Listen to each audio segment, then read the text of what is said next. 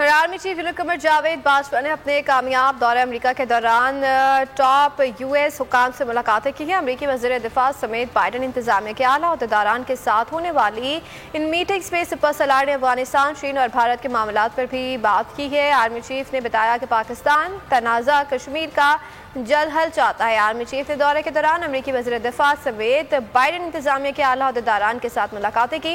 इसके अलावा army chief ने पाकिस्तानी सफारतखाने में होने वाली तकरीब से खिताब भी किया। ज़राए का कहना है कि army chief general Qamar Javed Bajwa ने अफगानिस्तान, चीन और भारत के मामलात पर भी बात की है। आर्मी चीफ ने बताया कि पाकिस्तान तनाज़ा कश्मीर का जल्द हल चाहता है। ज़राए का बताना है कि दौरा अमेरिका में होने वाली मुलाकातों में जनरल कमर जावेद बाजवा ने पाक अमेरिका ताल्लुकात में बेहतरीन तिजारत और सरमायाकारी पर जोर दिया। जनरल कमर जावेद बाजवा ने कहा कि पाकिस्तान अमेरिका का तवील मुद्दती शराकतदार रहा है।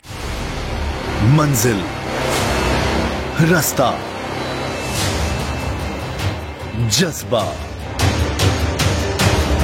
भयानक सच्चाई से हटाए पर्दे और तोड़ डाली झूठ की बेड़ियां।